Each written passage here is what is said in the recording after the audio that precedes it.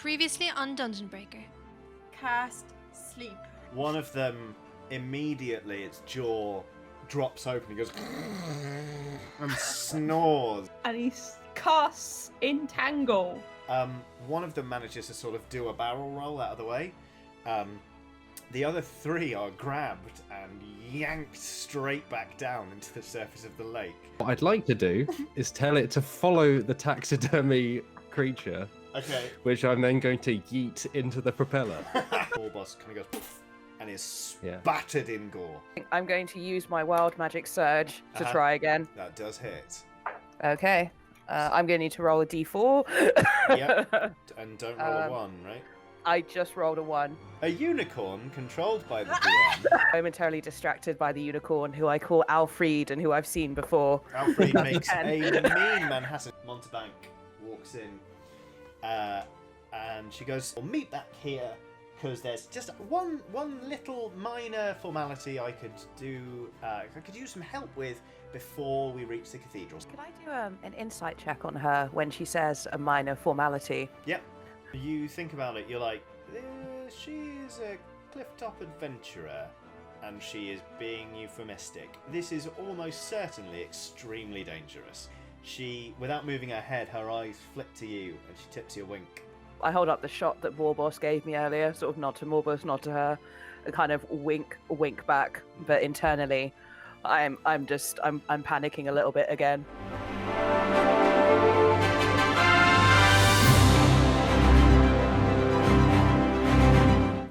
So you've basically got an hour to go, freshen up, tend to your business. We'll call this a short rest. Is anyone doing anything in particular that I need to know about? I mean, Fizz wasn't actually part of any of that conversation. He's been sort of cowering the fetal position on the deck. So, like a soldier when they think a grenade's going to go off. He's been like that for the past 10 minutes. Slowly that feeling dissipates because the Vargul has now died. So, because the effect lasts until the end of its next turn. But there will be no next turn for the Vargul. For the Vargul. The Vargul. So yes, that is fine. You sort of slowly unfurl, and you realise people have gone off and they're sort of pottering around, freshening up, yada yada yada. Is anyone doing anything in particular?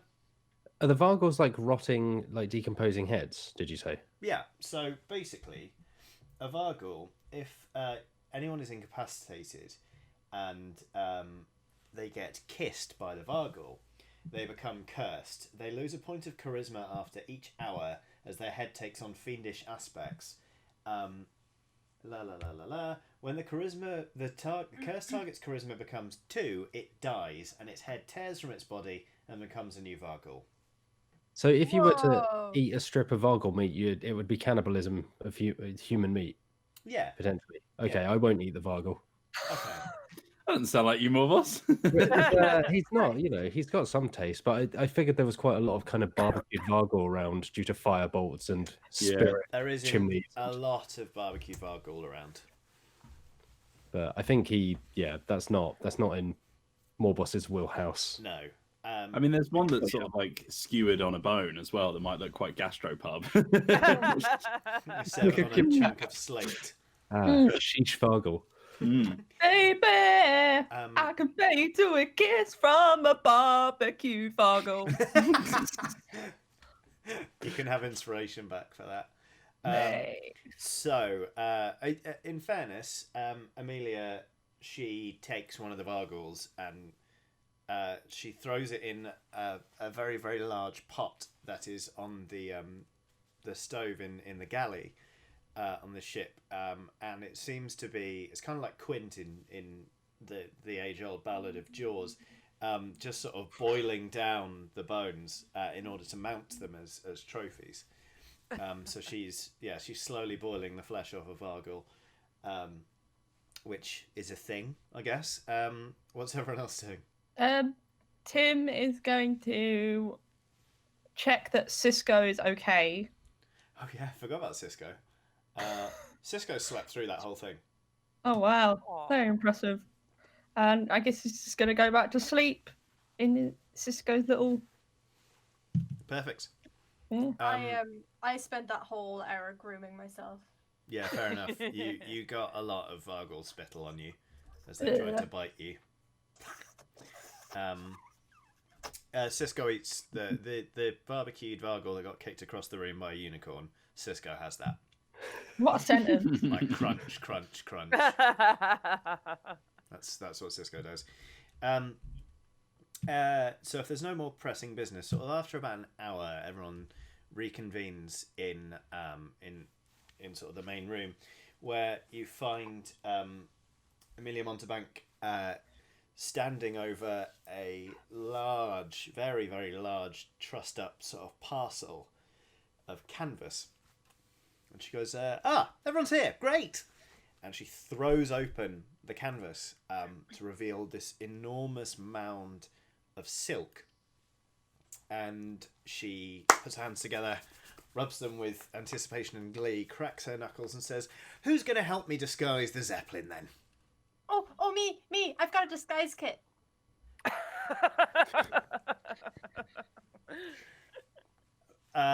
Is it? I mean, I'm sure that'll come in very handy. We are having to think a bit bigger for this Zeppelin. I actually, thankfully, already have the disguise. It's just here. She starts to sort of unfurl the silk, and it is pristine white with a symbol on it. It's the symbol of the Church of the Silver Flame. So it is a silver chalice filled with fire, and there are like rays coming out from behind it. She goes, all we've got to do is slip this over the balloon, and we should be able to just fly on into the cathedral. No problems, no questions asked. Just slip right on in. It'll be fine. Just gotta get this over the thing while we're flying. Biz reappears. He's got some kind of like napkins that he found. And he's trying to rub off all the Vargoyle spittle from his arm. He's like, "Did you say fly into the cathedral?" Yeah. I mean, if you've got a better idea of getting into the Cathedral of the Silver Flame, I'd love to hear it. But yeah, we can just dock, just straight in there. Oh, so not like barge in, try and break a wall open. No, because when you say fly into something, now I mean this might just be because I'm a bird, but when I say fly into something, usually it sort of conjures bad things in my head. No, yeah, this ship's been in my family for generations. I'm not about to just sort of dash it into the side of a cathedral. To be honest, more than anything else, is because this is going to be our escape vehicle as well. So no, I thought we'd dock actually. Okay, yeah, no, it sounds good to me. All right. I mean, I don't know very much about the holy folks at this cathedral, but I'm assuming that, we're going to turn up with the sheet on us and they'll say, "Hello, welcome in, you're brilliant," and sort of not ask any questions. Is that how that usually goes? Because my experience of the sort of religious lot is that they're usually a bit more thorough. Well, I mean, we'll put it this way. The silk should be more than enough to get us to dock. Everything from there will probably have to do a bit of talking, because I don't think pointing at the Zeppelin is going to get us that far, even if it does look very lovely and convincing. So I take your point. It's a valid criticism. We will come up with that plan when we're sure we're not just going to get blasted out of the sky first. Okay, first steps first. Sort of cross that bridge when we come to it, sort of thing. The whole time, Tim's been pulling out, very slowly pulling out all the silk.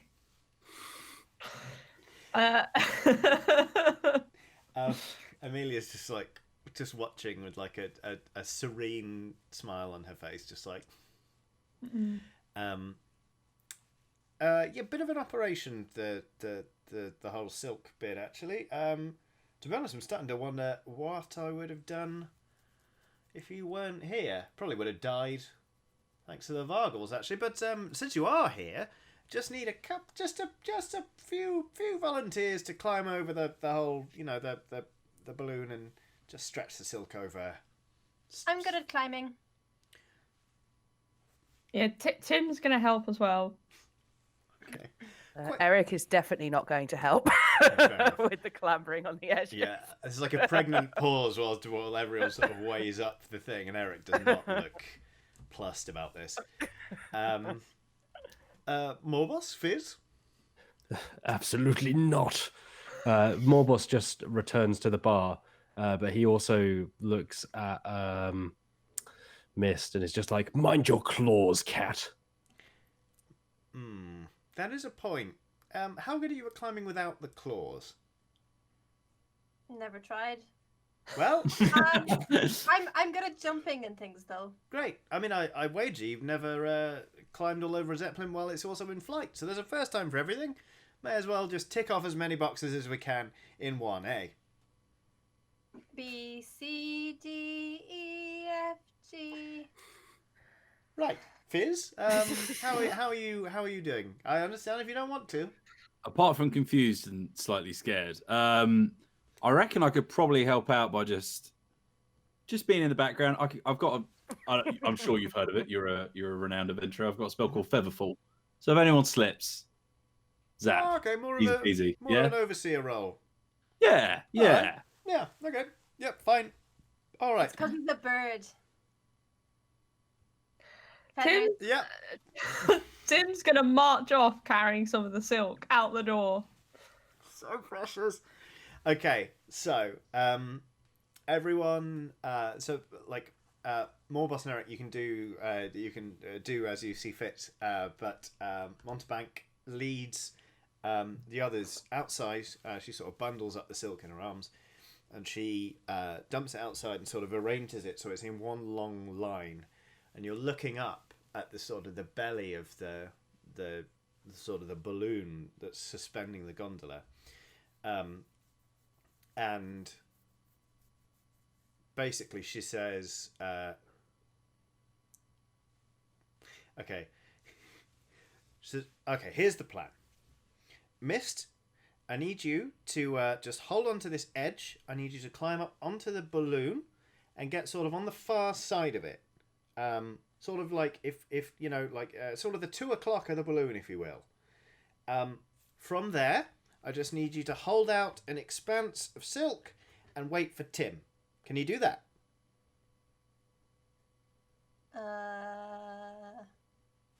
Which one's 2 o'clock?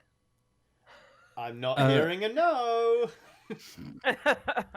While this is going on, can Morboss just wander up very briefly and touch Mist? Yep. And cast Guidance, which lets you roll a d4 and add the number to an ability check.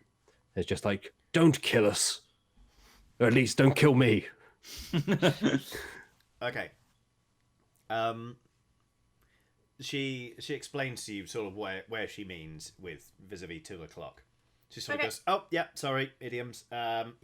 Just get up there and sort of go over a bit, but not all the way, and just hold up the silk, okay? Yep. Great. Off you go then. So please make me. It's an acrobatics check for you, isn't it?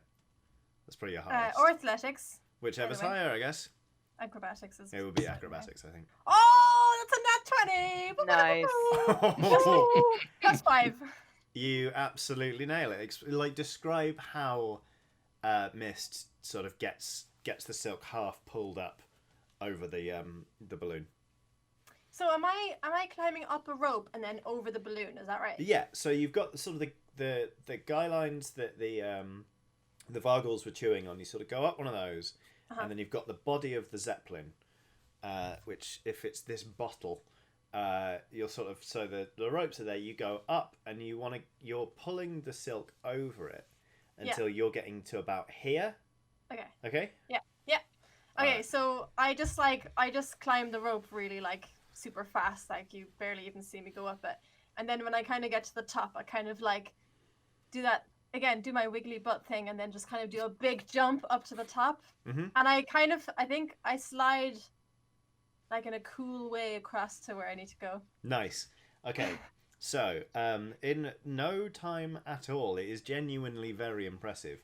Mist gets onto the balloon and sort of stretches out this big expanse of silk. The wind is catching it slightly, so it's kind of like you've got the body of the Zeppelin here, you've got the silk here. It's forming a little wind tunnel, so it's ruffling, and you're all sat there thinking like, how it's going well, but how are we going to get that to the other side? Cut to Amelia turns to Tim and goes, "Are you ready to do a job?" He's nodding. Okay. Tim, what do you know about ballast? I've never heard of such a thing. Okay. Do you think it's the sort of thing you might like to try being? I believe in you. Anything you want to do, I'll do it. Great. She bends down and she picks up the hammer with the strange mechanical wooden sort of shaft that you saw earlier, and she goes and pulls the hammer back and goes, "Come here, Tim." And she sort of just picks you up and then very gently just posts you into the end. And she sort of licks a finger, judges the wind, just goes, "Hold on tight now, Tim," and just boop, fires Tim the Goblin out up over the lip of the the balloon. And you start accelerating at speed towards this spread. His ears are flapping. Yeah. Like, oh, they're like clapping behind you, like ears. But you are absolutely hurtling towards the silk that Mist has spread out for you. Would you just make me a what's aerodynamics? What skill would that be? Let's just let's call this Dex acrobatics. If you got acrobatics. I don't think I have. Just don't biff it. You'll be fine.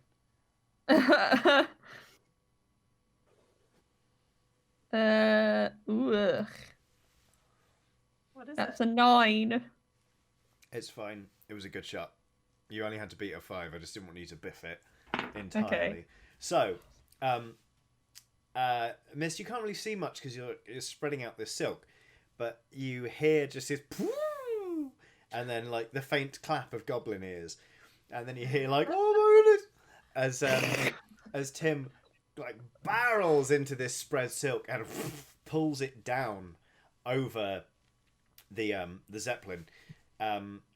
When Tim sort of lands on the deck with a slight like bunk, you hear Amelia. She sort of points at Fizz and goes, "Grab that now!" And she runs to sort of grab the other end and secure it and start tying it off.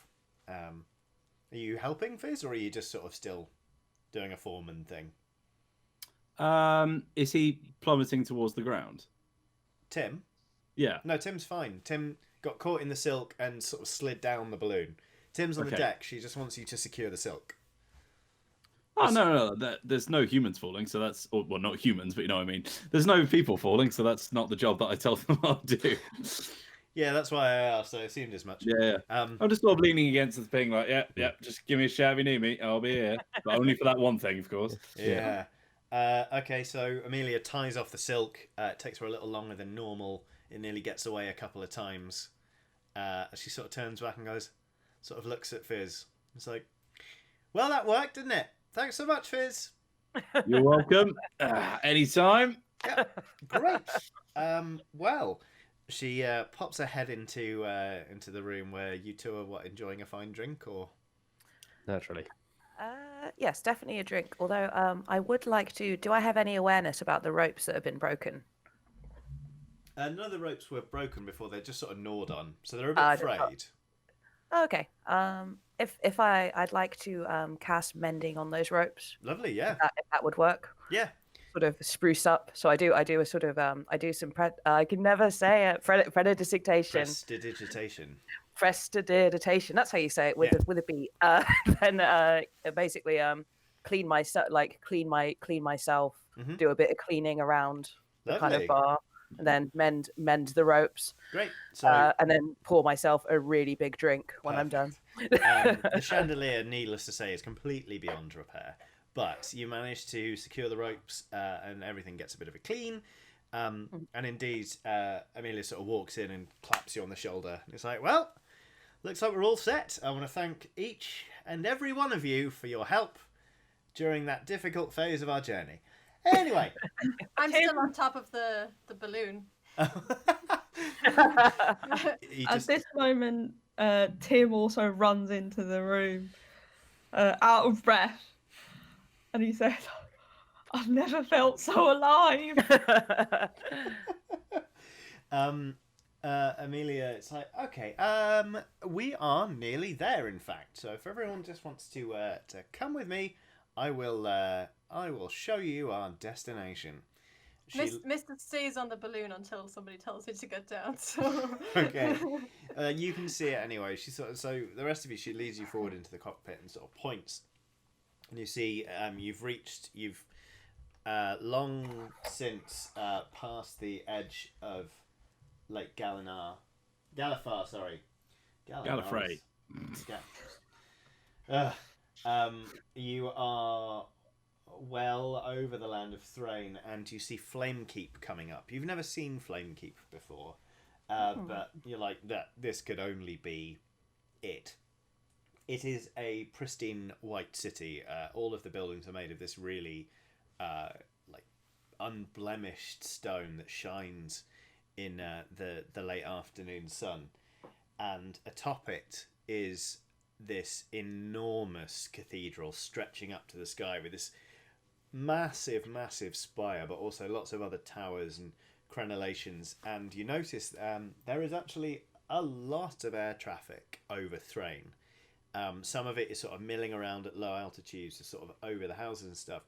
But when it comes to the cathedral, there is just one long, orderly line of zeppelins of varying sizes queuing up to dock at the Cathedral of the Silver Flame. And for those of you in the cockpit, i.e. anyone who hasn't missed, she's like, there it is. We will join the queue. We should be fine docking, as I say, and then it's crime time.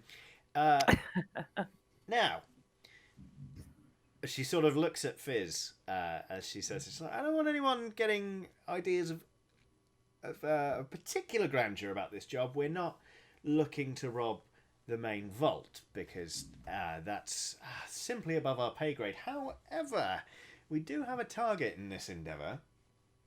We are going to rob one of the cardinals in particular. His name is Justinian the Wise, and I have it under good authority that he is the most sociable of the cardinals, and so hopefully we should be able to get into his office and then maybe knock him out or something. I hadn't really planned that far ahead. And like I say, where I was gassing up, I assumed I'd just see Al, have a mediocre dinner, and then be on my way solo. So this is, to be honest, that we've got this far is a boon for me.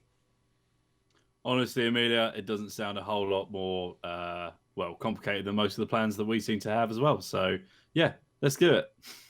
Let's go ahead. All right. So, she pulls on a couple of levers, she slows the engines to half speed. She's on the tiller. She sort of looks around and goes, where's your cat friend? I'm doing, cut to me on top of the balloon, just going, Tim says, I believe she might be still on top of the balloon. Each to their own, I guess. Although she should probably come down in case they think something's up. Actually, never mind. She pulls down a particular speaking trumpet, which blares out on decks. Where's your thing? Go on. Mist! Mist! Come in, Mist! oh, are you talking to me? Yeah. Oh, yes? Well, I mean, I kind of guess I already said it when I said, come in, Mist. Mist? Could you come in, please? Come inside. Yeah. Yes, please. Yeah. Okay.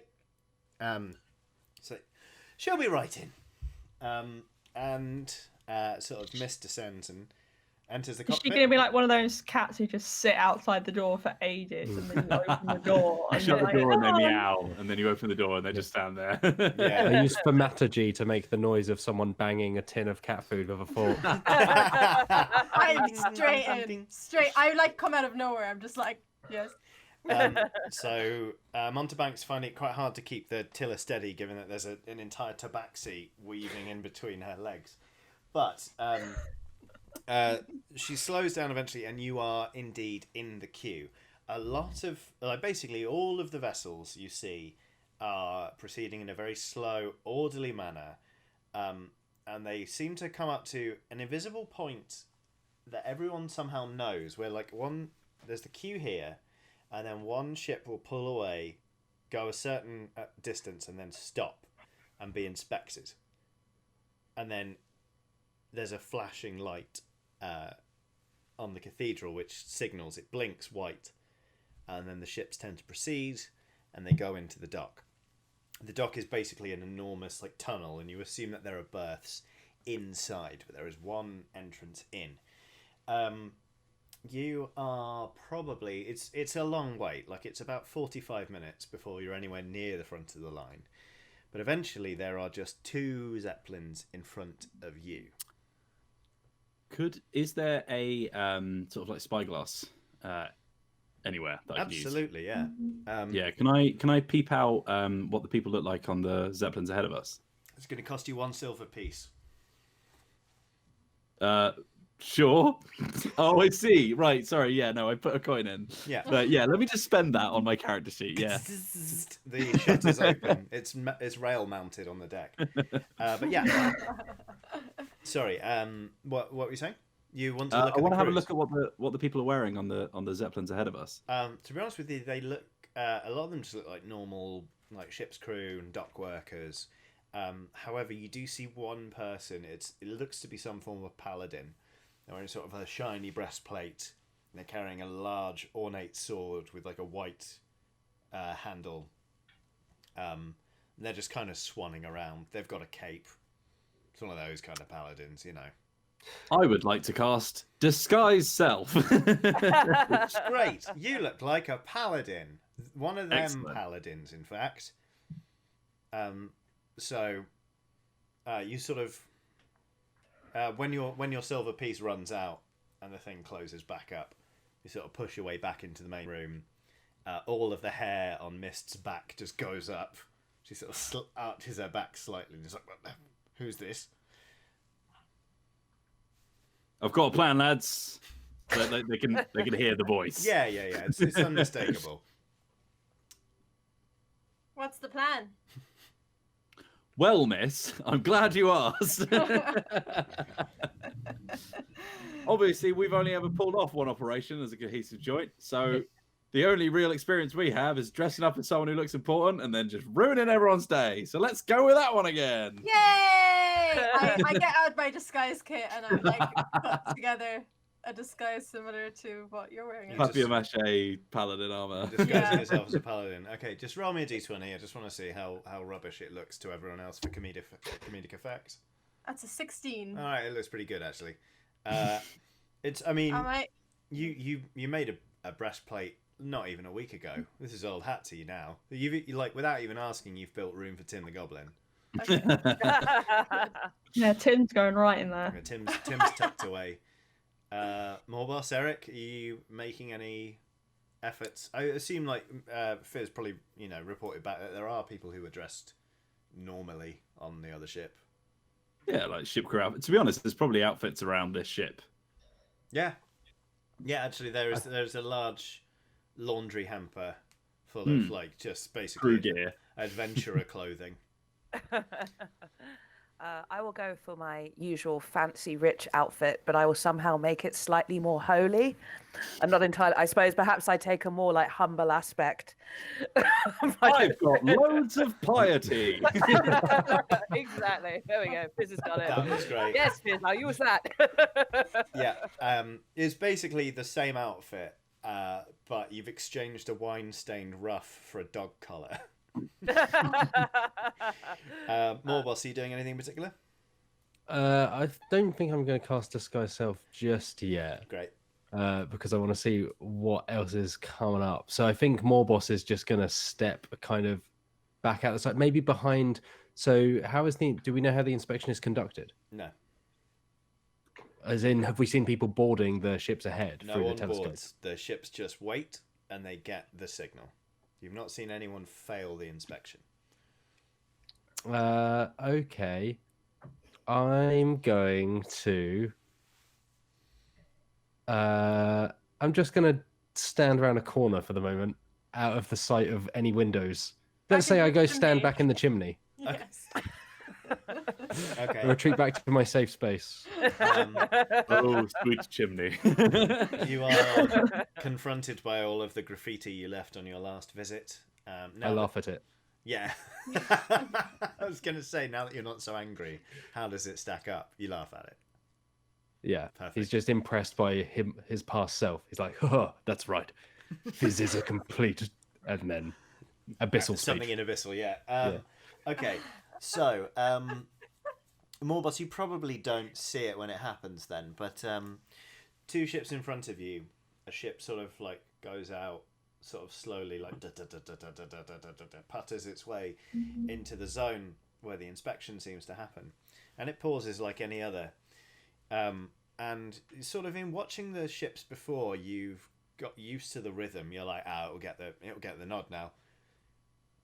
And then a few seconds pass, and then another few seconds pass, and then suddenly the little spotlight that was previously flashing white sends out an enormous beam of red. Like the whole sky seems to light up red, and at the same time there is this enormous bang noise that sort of practically makes the air around you pulsate. It definitely pressurizes the air in the chimney.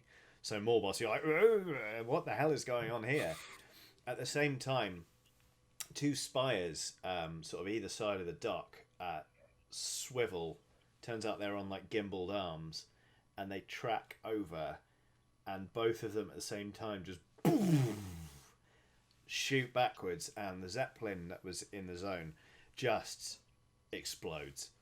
Like the balloon is torn asunder, and the resulting explosion consumes the gondolier beneath it, which starts to fall to the earth in just flaming massive bits of debris. And like on the deck, Montebank's like, yeah, that just happened, didn't it? Just a quick question. Mm-hmm. When the Zeppelin that last went through successfully went through, was there a similar noise that was less aggressive and wrong sounding? No. And was there? Did you say there was a flashing light? You just get a flashing like little white, like Saying, like, come through. like someone's just turned on and off a little flashlight. Okay. No worries. Carry on. It's a happy little wink versus the wrath of God, basically. So I reckon, Tim, you're more attuned to Amelia than anyone else. You notice that she's maintaining her very cavalier adventurer's mask, but there's a slight crack in it, and because you notice her hands on the tiller, her knuckles are white because she is gripping it very, very hard. The last of the debris falls to earth, and the next ship pulls forward, and there is a pause, and it gets a little, and almost as if the previous ship wasn't blown out of the sky, it starts to pull away and go into the doorway. And then it's your turn. What's everyone doing? I think by this point, Morbos has emerged from the chimney with the massive siren. He's just gone, what are those fools doing? And has kind of just walked back out to understand what the heck is going on. As we pull up, is there anyone visible in like a little kind of like, when you go on like a toll road and there's someone in a little booth? Is there anything along those lines? Where you change in. Yeah. Well, speaking of change, I will let you do an investigation roll, but Okay. it will cost you a silver piece. Sure. Okay. Johnny, right. next to the viewing deck, is there a little bit where I can put a piece in and it will come out in a nice little design? When it flattens it. Yeah. Yeah, but it only takes gold pieces. No, that's fine. I'll do one of those. Right? Okay. Yeah. Wow. Dang. We've got loads of money. Yeah, we've got loads of In money. fairness. Put an entire melon in it. Squish the melon. Squish the It melon. but the thing is, it takes two people to operate the crank on the melon one. Like, it is there, don't get me wrong, you just don't think you have the time. Yeah, no, that's fine. Yeah, you get your gold piece back, and it's got a platypus on it. Sick. Yeah, so if you're spending your silver piece, more boss, I am. make me an investigation roll, please. I rolled 19 and I get +1 investigation, so that's around 20. Oh, and dirty 20. Yeah, you sort of you notice that there is a slit in like the big spire that is right in front of you. It seems to be some form of viewing platform. It is hard to see inside of it because it's poured glass, so it's different thicknesses, and it kind of warps the image and distorts it. So, but you see people flitting around, and sometimes they'll walk and become very tall, and then shrink down as the glass sort of shows different patterns. But yeah, it looks like a fully manned deck. Okay. If I can see someone who I would suspect to be the person in control of the big red blow up the Zeppelin button. Or...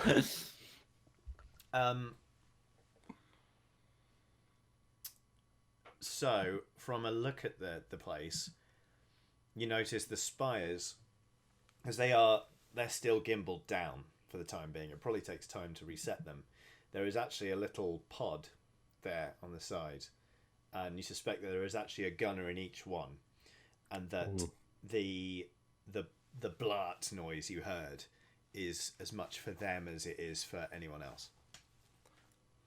Okay, so there's no one person I could, let's say, hypothetically, target with charm person. I'm afraid not. Especially at this distance, I think it would have to be something spectacular. Yeah, it's within 30 feet, so... Yeah, no, you're well outside of that range, unfortunately. Like, you are still quite a ways away. You had to use a telescope just to see that there were people inside that room. So, yeah, alas. But the time for potentially doing a charming and sexy dance at some people in a gun turret has passed. And Montebank kind of goes, "Here goes nothing," and nudges the Zeppelin forward. And although, again, there are no boundaries drawn in the sky, you feel it when you go over the line and you pass the front of the queue and you start to move out. And then again, when she goes and shuts off the engines, well, she shuts off the propulsion system, you hear it kind of like... And there is incredible silence for a few seconds as you wait. And then there's silence for a few seconds more. You just hear, oh, oh. And then that bit of your brain that picked up the rhythm before of the gates and the letting people through, it's screaming at you. It's like, it should be now. It should be now. And then a few more seconds pass. And then a little white light goes beep beep. And you get to pull away. Montebank shunts the engines forward and just goes, and everyone in the room breathes a sigh of relief as you start to pull forward and in and through this massive arched doorway, which reveals sort of a big hangar with lots of different Zeppelins there, and there's someone standing there with two flaming torches just doing this, trying to sort of guide you into your berth.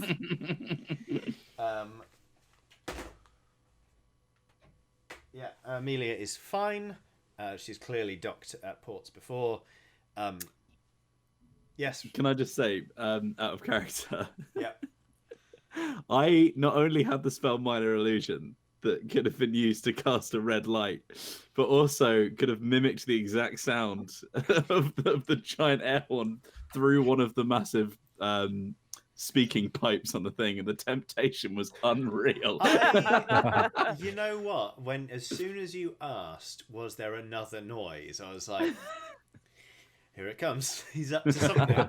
Well, on behalf of everyone in this session, thank you for not blowing the whole You're very party welcome. out of the sky. I've never done a TPK before, but I've certainly never had one initiated by one of the players. So, anyway, while Fizz, the Kenku, sort of stands in the corner, reflecting on how easily he could have just murdered everyone, the Zeppelin comes into dock, and basically the person with the flaming torches has left. He's gone onto a different sort of pontoon and is waving in the next ship already. But there is a person standing there in full paladin armor with a big scroll and a quill, looking extremely officious, and he sort of signals for you to let down the gangplank, which Amelia does, and she just turns, and with a winning smile, she seems to now the game is afoot. She seems to have won her confidence back, and she flashes everyone a grin and just says, "Follow me. This is going to be fun." And she walks down the gangway. The paladin there, slightly bored, but also quite pious, just goes, "Welcome to the Cathedral of the Silver Flame. State your business." And Amelia, without skipping a beat, says, "Oh yes, we're just delivering some casks of wine from Valinor, ordered by Cardinal Justinian the Wise. Personally, we are here to deliver them." Is anyone doing or saying anything? Fizz walks up in his Here we go. shiny paladin armor. Oh yeah. And he sort of like, after sort of like listening to the couple of sentences that this guy gave off, he delivers what is essentially his voice, but slightly haughtier. And he's like, "What ho, fellow paladin! It is I, another paladin." Okay. Sorry. Yeah, no, carry on. I was going to step forward because I'm also wearing a paladin uniform and be like, "We are of the Church of the Furry Friends. Hello." He looks at his By roster. we, she means her, but I, of course, work for you. Blessings of the Silver Flame be upon you, brother. And also unto you, brother. I mean, when I say furry friends, I mean that's what we call our group of friends, because we're friends. Yes, well put, friend. Do you mean to say that you just referred to the Cathedral of the Silver Flame as the Furry Friends? No, Of course not. No, just us as a group of friends. Just our special friend group, in which we are all friends. He takes a big step closer, so he's practically nose to nose with Mist, and says, "Answer me now. Are you a blasphemer or are you a heretic?" Yeeks. I don't know what either of those words mean. He turns to Fizz. It's like,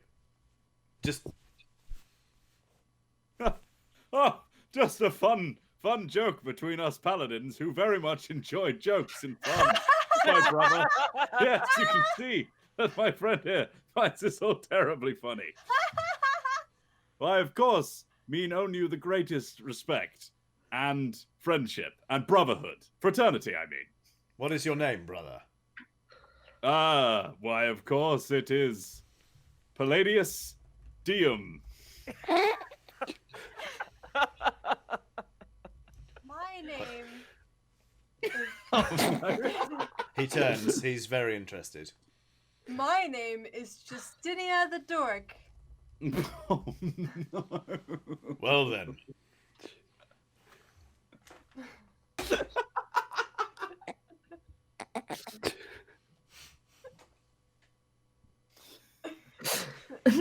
He says he turns to Fizz and says, "Brother Palladius Diem," and then he steps closer again to you, Mist, so that your breath is now like fogging up his breastplate.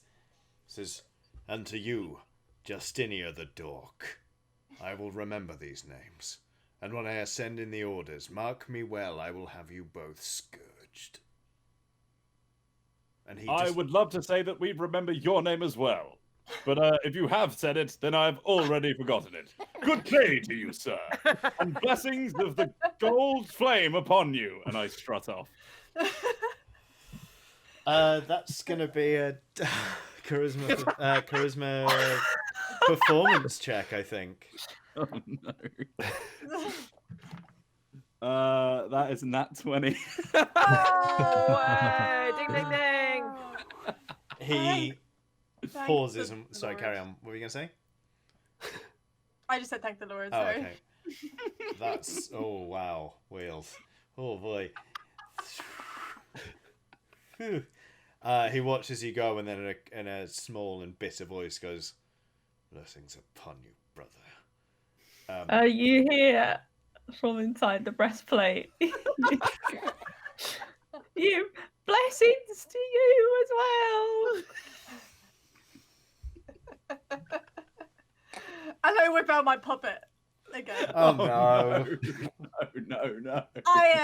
Sorry, I'm a ventriloquist in my spare time. This man has clearly had enough of this nonsense now. He turns to Montebank. He says, "Well, fetch your casks of wine. Get them off my dock. Be about your business and be gone as soon as you can. I've never met such impertinent paladins in all my life. They'll let anyone in these days." He sort of also looks at the two of you, Morboss and Eric. He's just throwing his weight around now because he's a little bit embarrassed. You're telling me also if there's a little bit of wine missing, it was those fools. What do you take me for? Some stock taker? You're just a dockhand. You're beneath me. Can I lead him onto the ship, please? Yeah. Can I say, could you give me a hand with these? Then we'll be done quicker. Sod it, yeah. He's like, "Ugh, anything to get you away." Okay. I think he also probably has paperwork to complete. He's like, "Ugh, let's get this inspection done with." Perfect. He follows you onto the Zeppelin. Can I smash him in the head with a mace and then disguise myself to take his position? Wow. It begins. Yes, you can. We didn't even catch his name. Oh yeah. His name is. It's fine. I'll come up with a name in a second. Yeah. DM Palladus.